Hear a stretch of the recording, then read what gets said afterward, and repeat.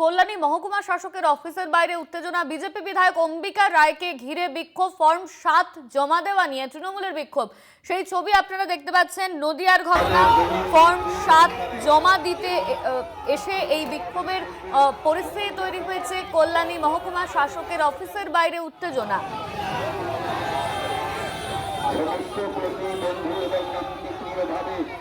আমাদের দলের দলীয় নির্দেশগুলো সমস্ত কর্মী শুনবেন, কথাগুলো সমস্ত কর্মীর কথাগুলো শুনবেন। 7 নম্বর ফর্ম জমা দিতে এসে এই বিক্ষোভ দেখাচ্ছেন তারা। বিজেপি বিধায়ক অম্বিকা রায়ের অফিসের বাইরে এই বিক্ষোভ, বাইরে উত্তেজনা ছড়িয়েছে। ফর্ম 7 জমা দেওয়া নিয়ে তৃণমূলের বিক্ষোভ। নদিয়া কল্যাণীর বিজেপি বিধায়ক অম্বিকা রায়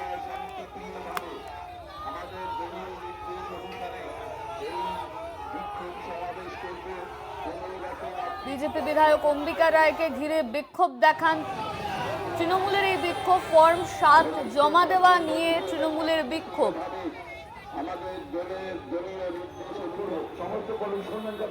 নদিয়ার কল্যাণীর বিজেপি বিধায়ক অম্বিকা রায়, তার অফিসের বাইরে বিক্ষোভ দেখাচ্ছেন তৃণমূল কর্মী সমর্থকেরা। কল্যাণী মহকুমা শাসকের অফিসের বাইরে তুমুল উত্তেজনা। আমাদের সঙ্গে ফোন লাইনে রয়েছেন আমাদের প্রতিনিধি সুবল মজুমদার। সুবল, এই মুহূর্তে কি পরিস্থিতি? হ্যালো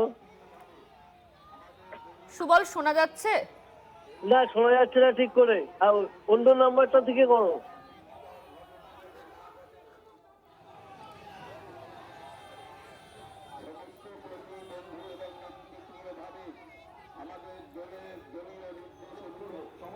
শুনবেন, কথাগুলো সমস্ত কর্মীর কথাগুলো শুনবেন। সমস্ত কর্মী কোন রকম ভাবে তাদের নাম ভোটার তালিকা থেকে বাদ দিতে না পারে। আমাদের মাঝে এসে উপস্থিত হয়েছেন গজপুর শহরের তৃণমূল কংগ্রেসের সভাপতি,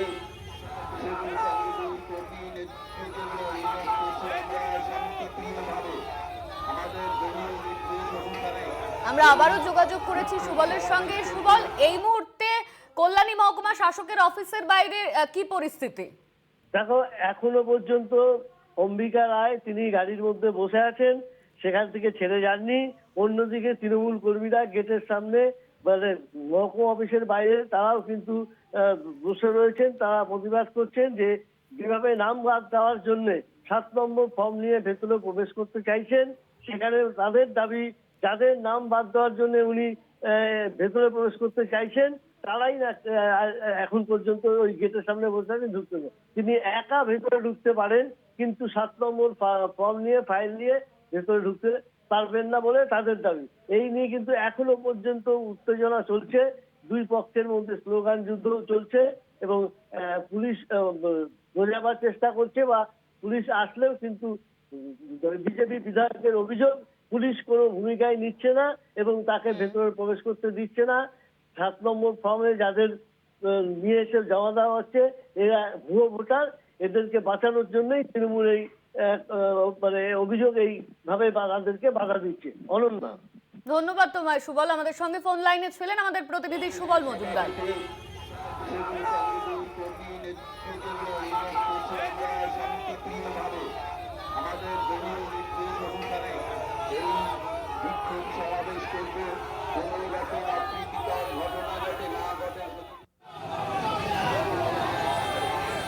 সমস্ত প্রতিবন্ধী